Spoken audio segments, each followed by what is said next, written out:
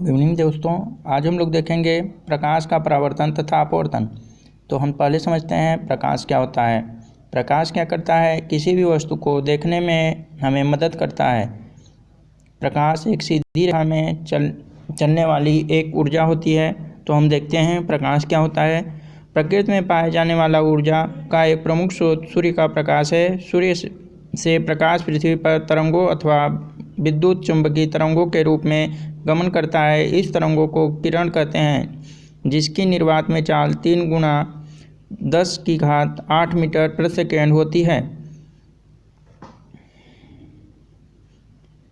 ये किरण पृथ्वी पर पदार्थ से टकराकर निम्न 3 प्रकार के घटनाएं प्रदर्शित करती है: प्रकाश का परावर्तन, प्रकाश का अपवर्तन और प्रकाश का विवर्तन। तो प्रकाश की चाल आप देखेंगे कितना होती है, 3 गुणा 10⁸ मीटर प्रति सेकेंड होती है। और इसमें 3 घटनाएं होती हैं: प्रकाश का परावर्तन, प्रकाश का अपवर्तन और प्रकाश का विवर्तन। अब हम देखेंगे प्रकाश का परावर्तन क्या होता है। प्रकाश का परावर्तन प्रकाश की किरणों का किसी परावर्तक पृष्ठ से टकराकर वापस उसी माध्यम में लौटने की घटना को प्रकाश का परावर्तन कहते हैं। प्रकाश का परावर्तन किसे कहते हैं? प्रकाश की किरण को किसी भी परावर्तक पृष्ठ से टकराकर वापस उसी माध्यम में लौटने की घटना को प्रकाश का परावर्तन करते हैं। परावर्तन के नियम: प्रकाश के परावर्तन की घटना के दौरान आपतित किरण, परावर्तित किरण, अभिलंब तीनों एक ही तल में होते हैं। यह परावर्तन का प्रथम नियम है।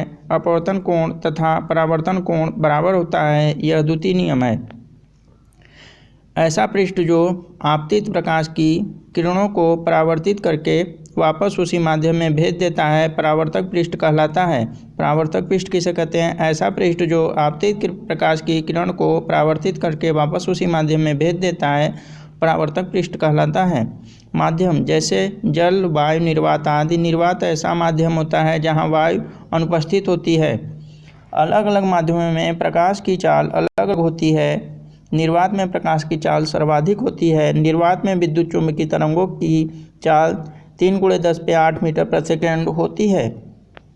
प्रकाश भी निर्वात में विद्युत चुंबकीय तरंग के रूप में गमन करता है, अतः प्रकाश की चाल भी निर्वात में 3 × 10⁸ मीटर होती है।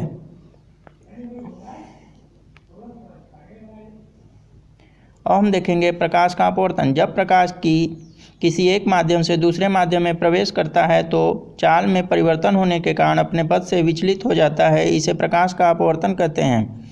जब प्रकाश किसी एक माध्यम से दूसरे माध्यम में प्रवेश करता है तो चाल में परिवर्तन के कारण अपने पथ से विचलित हो जाता है, इसे प्रकाश का अपवर्तन कहते हैं। अपवर्तन के नियम: इसके 2 नियम हैं: आपतित किरण अभिलंब तथा अपवर्तित किरण 3 एक ही तल में होती हैं। आपतन कोण अपवर्तन कोण के बराबर होता है। प्रकाश का विवर्तन: प्रकाश की किरणों का किसी अवरोधक से टकराकर उसके छाया क्षेत्र में प्रवेश करना विवर्तन कहलाता है। प्रकाश की किरणों का किसी अवरोधक से टकराकर उसके छाया क्षेत्र में प्रवेश करना विवर्तन कहलाता है। परावर्तन के नियम सभी प्रकार के पृष्ठों के लिए लागू होते हैं। प्रकाश के कारण ही हमें वस्तु दिखाई देती है। प्रकाश की किरणें वस्तु से टकराकर हमारी आँखों में प्रवेश कर जाती है, जहाँ रेटिना पर वस्तु का प्रतिबिंब बन जाता है। जब हम दर्पण के सामने खड़े होते हैं तो हमें प्रकाश की किरणें टकराकर दर्पण में प्रवेश करती है, तो हमारा प्रतिबिंब दर्पण में बन जाता है। प्रतिबिंब से किरणें हमारी आँखों में प्रवेश करती हैं तो हमारी आँखों में प्रतिबिंब बन जाता है, जो हमें दिखाई देता है। दर्पण: दर्पण 2 पदार्थों के संयोजन से बना होता है, प्लेडियम तथा परावर्तक पदार्थ। प्लेडियम पर परावर्तक पदार्थ की पालिश हुई होती है। दर्पण 2 प्रकार के होते हैं: समतल दर्पण, गोलीय दर्पण।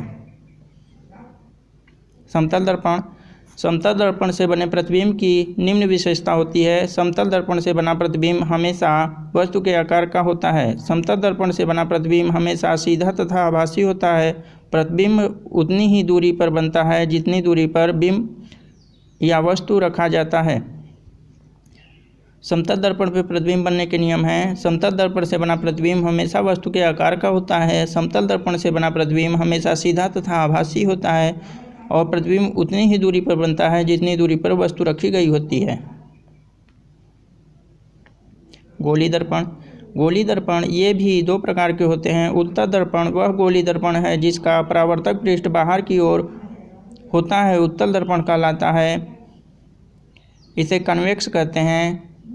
अवतल दर्पण वह गोली दर्पण जिसका परावर्तक पृष्ठ अंदर की ओर धंसा होता है, अवतल दर्पण कहलाता है। इसे कनकेव कहते हैं। देख सकते हैं अवतल दर्पण और उत्तल दर्पण का पिक्चर दिखाया गया है। कुछ महत्वपूर्ण परिभाषाएं। ध्रुव गोली दर्पण के परावर्तक पृष्ठ का केंद्र बिंदु दर्पण का ध्रुव कहलाता है। वक्रता केंद्र दर्पण को गोले का कटा हुआ भाग माना जाता है। गोले के केंद्र दर्पण का वक्रता केंद्र कहलाता है। वक्रता त्रिज्या ध्रुव तथा वक्रता केंद्र के मध्य की दूरी दर्पण की वक्रता त्रिज्या कहलाती है।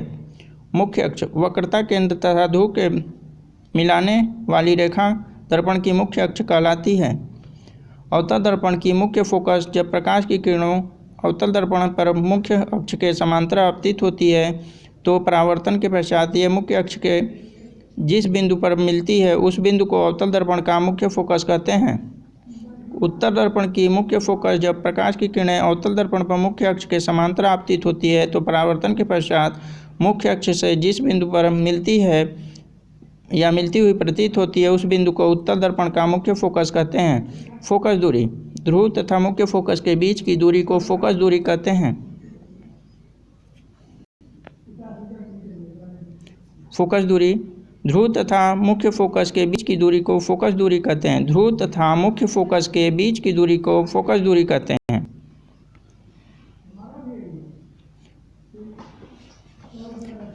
वक्रता त्रिज्या तथा फोकस दूरी से संबंध फोकस दूरी वक्रता त्रिज्या की आधी होती है। ध्यान रखेंगे फोकस दूरी वक्रता त्रिज्या की आधी होती है। फोकस दूरी को f से दर्शाते हैं तथा वक्रता त्रिज्या को r से दर्शाते हैं। अतः इसके बीच निम्न संबंध होते हैं। r = 2f।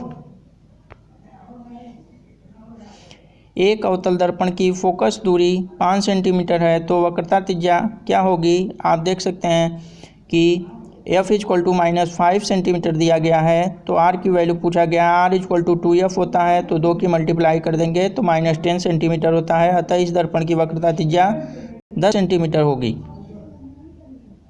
दर्पण का द्वारक दर्पण की वृत्ताकार सीमा रेखा का व्यास दर्पण का द्वारक कहलाता है। दर्पण की वृत्ताकार सीमा रेखा का व्यास दर्पण का द्वारक कहलाता है। गोली दर्पण द्वारा बने प्रतिबिंब की विशेषता अवतल दर्पणों द्वारा बने प्रतिबिंब इसके लिए निम्न स्थितियां संभव है। जब वस्तु अनंत पर हो, जब वस्तु वक्रता केंद्र से परे हो।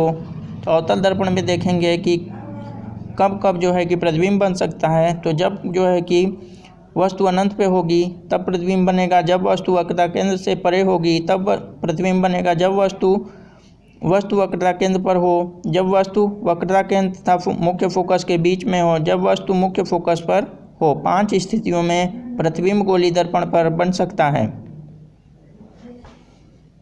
जब वस्तु अनंत पर हो तब प्रतिबिंब मुख्य फोकस पर बनता है। जब वस्तु अनंत पर होती है तब प्रतिबिंब मुख्य फोकस पर बनता है। जो बिंदु के आकार वास्तविक तथा उल्टा होता है। जो बिंदु के आकार का वास्तविक तथा उल्टा होता है।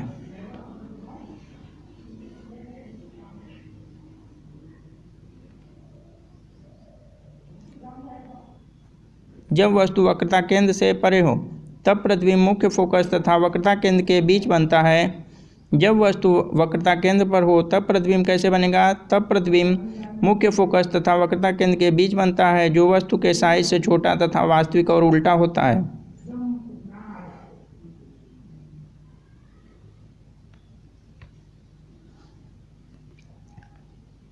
जब वस्तु वक्रता केंद्र पर हो तब प्रतिबिंब भी वक्रता केंद्र पर ही बनता है जो वस्तु के साइज का होता है तथा वास्तविक तथा उल्टा होता है।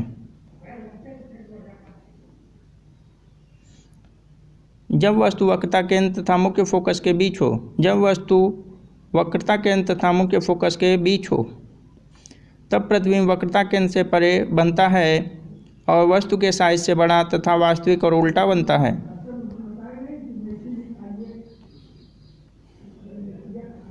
तो यहाँ प्रतिबिंब बनेगा और यहाँ पे वस्तु स्थिति है।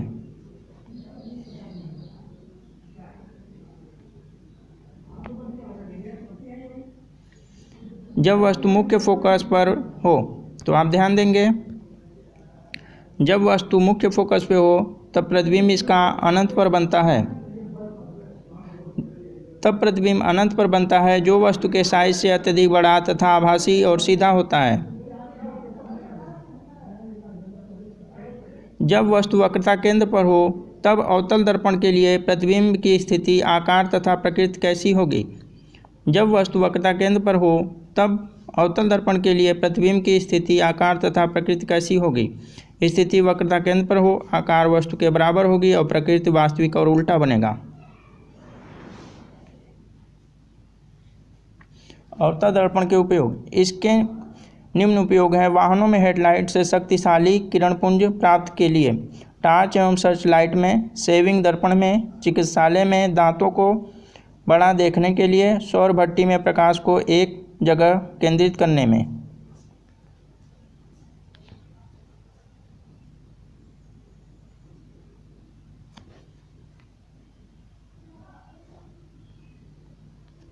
उत्तल दर्पणों द्वारा बने प्रतिबिंब। उत्तल दर्पण पर कैसे प्रतिबिंब बनेगा उसको हम लोग ध्यान से देखेंगे। इसके लिए निम्न दो स्थितियां संभव हैं। जब वस्तु अनंत पर हो, जब वस्तु अनंत तथा ध्रुव के बीच में हो। तो दो कंडीशन होते हैं उत्तल दर्पण में प्रकाश का बनना, जब वस्तु अनंत पर होगी और जब वस्तु अनंत तथा ध्रुव के बीच में होगी।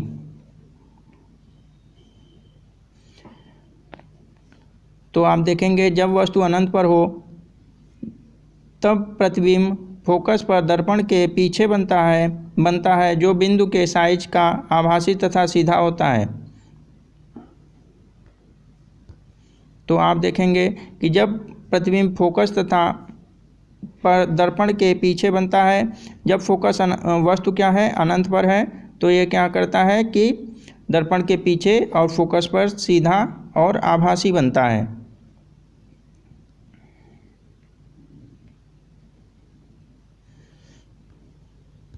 अब इसमें देखेंगे जब वस्तु अनंत तथा ध्रुव के बीच हो। जब वस्तु क्या होगी जब अनंत तथा ध्रुव के बीच में होगी तो इसका प्रतिबिंब, तब प्रतिबिंब ध्रुव तथा मुख्य फोकस के बीच बनता है जो वस्तु के साइज से छोटा तथा एवं सीधा तथा आभासी बनता है।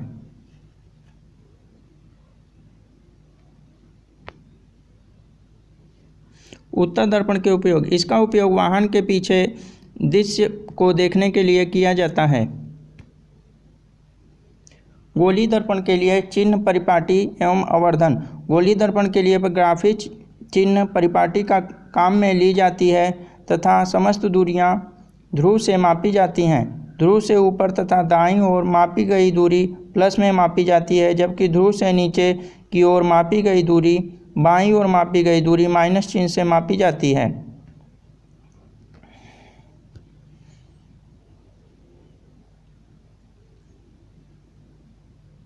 तो आप देखेंगे कि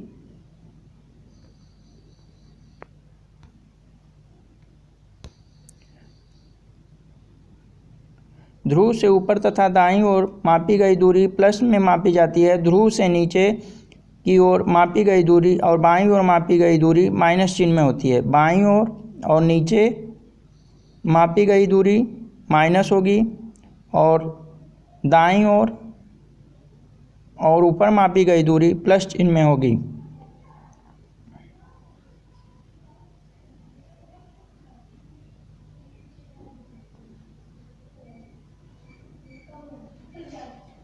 तो आप देखेंगे दाईं ओर दूरी प्लस चिन्ह में, बाईं ओर दूरी माइनस चिन्ह में, ऊपर की दूरी प्लस चिन्ह में और नीचे की दूरी माइनस चिन्ह में।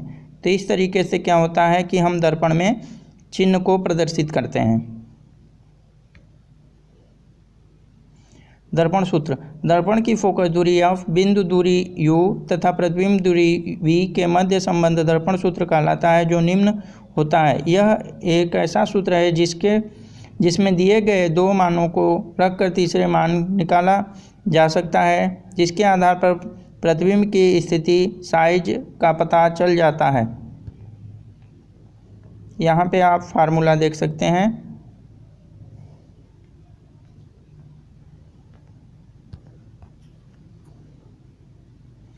एक बटे वी प्लस एक बटे यू इक्वल टू एक बटे एफ। इस पे जो है कि बहुत से सवाल दर्पण से पूछे जाते हैं।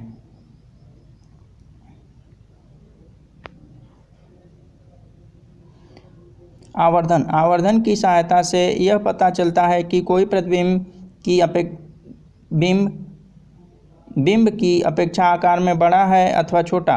प्रतिबिंब की ऊंचाई h तथा बिंब की ऊंचाई h का अनुपात आवर्धन कहलाता है, अथवा प्रतिबिंब की दूरी तथा बिंब की दूरी का अनुपात आवर्धन कहलाता है। आवर्धन का मान +1 से बड़ा होने पर प्रतिबिंब बिंब से बड़ा होता है, जबकि कम होने पर प्रतिबिंब छोटा होता है। किसी ऑटोमोबाइल में पीछे के दृश्य को देखने के लिए 3 मीटर वक्रता त्रिज्या वाले उत्तल दर्पण का उपयोग किया गया है। यदि बस इस दर्पण से 5 मीटर की दूरी पर है तो प्रतिबिंब की स्थिति एवं प्रकृति और साइज ज्ञात करें। तो आप देखेंगे वक्रता त्रिज्या कितना दिया गया है, 3 मीटर है। वस्तु की दूरी क्या है, -5 मीटर है। और प्रतिबिंब की दूरी कहाँ पर बनेगी, यह पूछा गया है। प्रतिबिंब की ऊंचाई क्या होगी, यह पूछा गया है। तो फोकस दूरी आप जानते हैं क्या होता है, त्रिज्या का आधा होता है। तो त्रिज्या का आधा हम कर देंगे तो 1.5 आएगा। अब हम देखेंगे फार्मूले से 1/v plus 1/u equal to 1/f। तो 1/v प्लस 1/f और 1/u इक्वल टू क्या करेंगे कि 1/v में से 1/f घटा देंगे, माइनस चिन्ह है तो प्लस हो जाएगा। और इस तरीके से क्या होगा कि वैल्यू 5 प्राप्त होगी।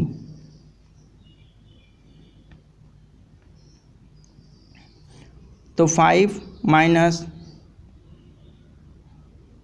1.5 अपान 7.5, तो v की वैल्यू प्राप्त होगी 7.5/6 1.15। प्रतिबिंब दर्पण के पीछे 1.15 मीटर की दूरी पर बनेगा। इसकी आवर्धन क्षमता h डैश अपान h 1.15/5 0.03 प्रतिबिंब आभासी सीधा साइज में बिंब से छोटा बनेगा। अपवर्तन का कारण प्रकाश के वेग में परिवर्तन होता है। जब प्रकाश एक माध्यम से दूसरे माध्यम में प्रवेश करता है तो प्रकाश की चाल परिवर्तित हो जाती है, जिसके कारण प्रकाश की किरण या तो अभिलंब से दूर हट जाती है या फिर अभिलंब की ओर झुक जाती है। यह माध्यमों के अपवर्तनांकों पर निर्भर करता है। यदि प्रकाश कम अपवर्तनांक वाले माध्यम से अधिक अपवर्तनांक वाले माध्यम में प्रवेश करता है तो प्रकाश की चाल पहले माध्यम की तुलना में दूसरे माध्यम में घट जाएगी, जिसके प्रकाश की किरण अभिलंब की ओर झुक जाएगी। तो यहाँ पे आप ध्यान देंगे, यदि प्रकाश कम अपवर्तनांक वाले माध्यम से अधिक अपवर्तनांक वाले माध्यम में प्रवेश करेगी तो प्रकाश की चाल पहले माध्यम की तुलना में दूसरे माध्यम में घट जाएगी और जिसके प्रकाश की किरण अभिलंब की ओर झुक जाएगी। यदि प्रकाश अधिक अपवर्तनांक वाले माध्यम से कम अपवर्तनांक वाले माध्यम में प्रवेश करती है तो प्रकाश की चाल बढ़ जाएगी।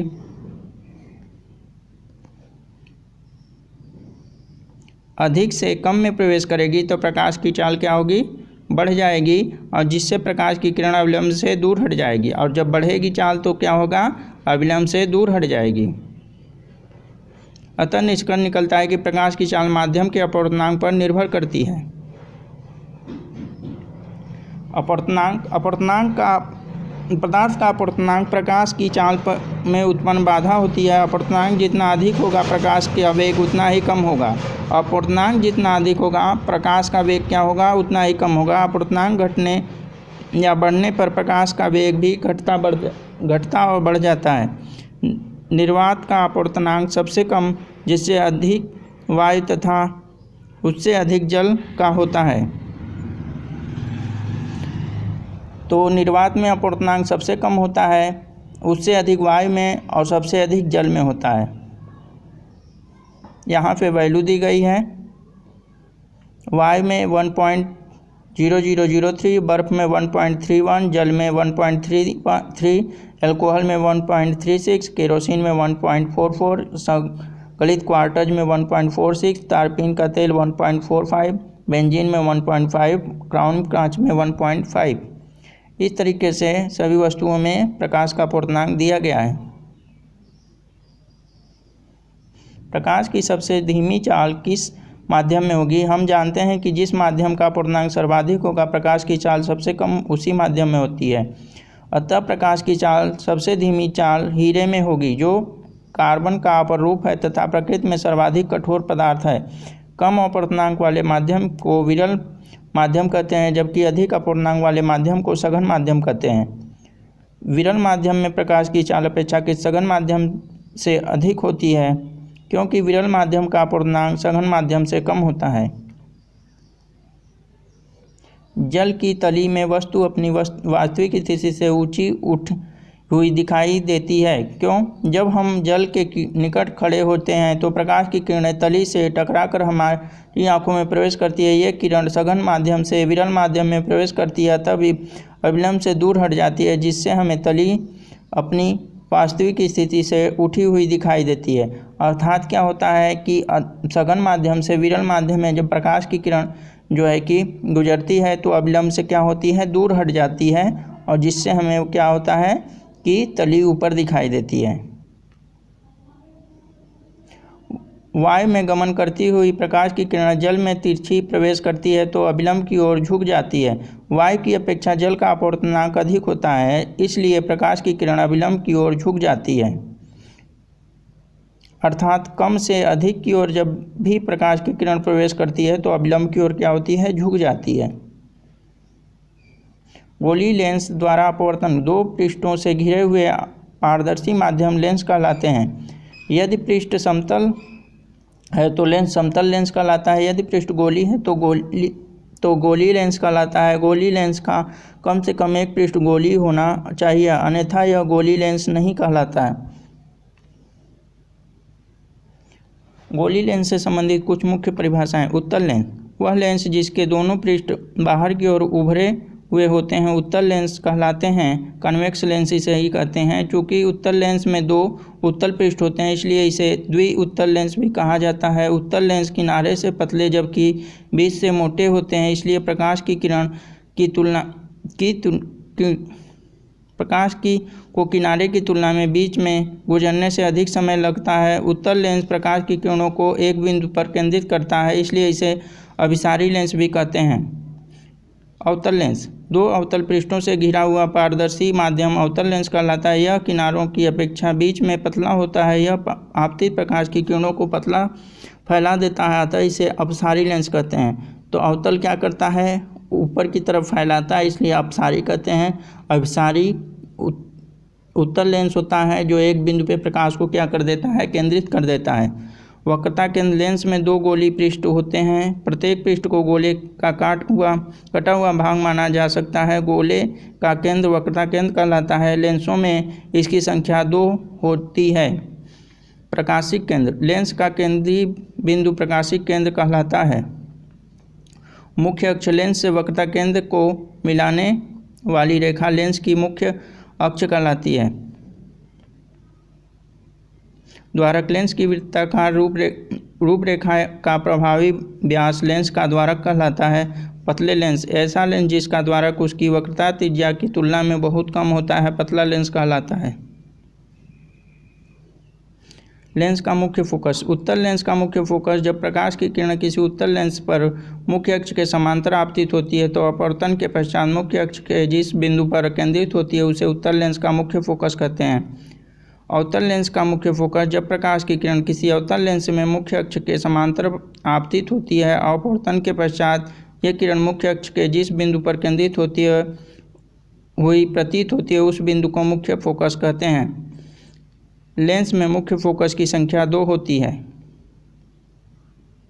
फोकस दूरी लेंस की प्रकाशिक केंद्र से मुख्य फोकस की दूरी फोकस दूरी कहलाती है। लेंसों में फोकस दूरियां 2 होती हैं जिन्हें क्रमशः f1 f2 से प्रदर्शित करते हैं। वक्रता केंद्र में 2f1 तथा 2f2 से तथा प्रकाशिक केंद्र को O से व्यक्त करते हैं। उत्तल लेंस द्वारा बने प्रतिबिंब। जब वस्तु अनंत पर 2 हो तब प्रतिबिंब F2 पर बनता है जो बिंदु के साइज का वास्तविक तथा उल्टा होता है। जब वस्तु 2F1 से परे हो तब प्रतिबिंब 2F2 तथा 2F2 के बीच बनता है जो वस्तु से छोटा तथा वास्तविक तथा उल्टा होता है। जब वस्तु F1 पर हो तब 2F2 पर बनता है जो वस्तु के साइज का वास्तविक तथा उल्टा होता है। जब वस्तु F1 तथा F2 के बीच हो तब प्रतिबिंब 2F2 से परे बनता है जो वस्तु से बड़ा तथा वास्तविक व उल्टा होता है।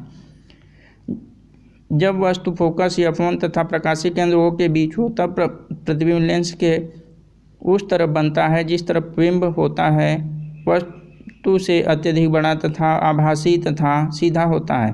तो ये 6 प्रकार के क्या होते हैं कि प्रतिबिंब बनते हैं।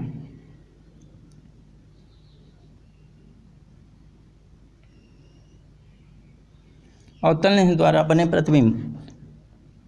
जब वस्तु अनंत पर हो तब प्रतिबिंब फोकस F1 पर बनता है जो बिंदु के आकार का आभासी तथा सीधा होता है। अनंत तथा लेंस के प्रकाशीय केंद्र O के बीच हो तब प्रतिबिंब फोकस F1 तथा प्रकाशीय केंद्र O के बीच बनता है जो वस्तु से छोटा, आभासी तथा सीधा होता है। गोली लेंस के लिए चिन्ह परिपाटी वही काम में ली जाती है जो दर्पण के लिए काम आती है। दर्पण में समस्त दूरियां ध्रुव से मापते हैं, इसमें प्रकाशीय केंद्र से मापा जाता है। तो दो अवतल दर्पण में अवतल लेंस में 2 प्रकार के प्रतिबिंब बनते हैं।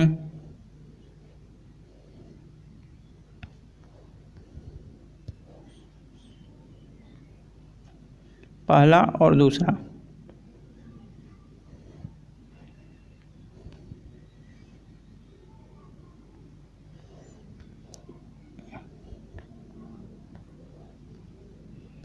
जब वस्तु अनंत पर है तो प्रतिबिंब फोकस पर बनता है, और जब जो है कि फोकस तथा 2F के बीच में प्रतिबिंब हो तब जो है कि फोकस तथा प्रकाशीय केंद्र के बीच में बनता है, छोटा तथा आभासी और सीधा होता है।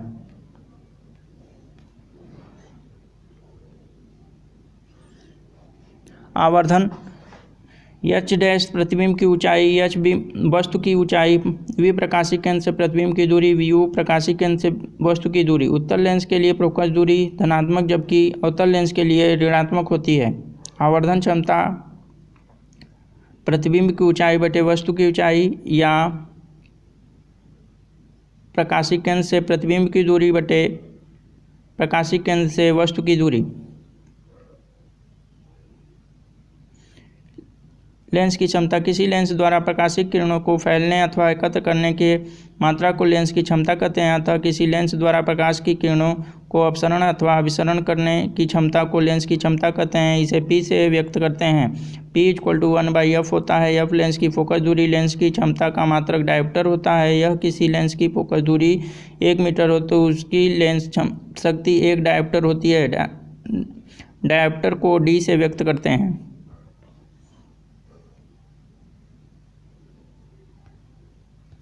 थैंक यू दोस्तों, सब्सक्राइब द चैनल।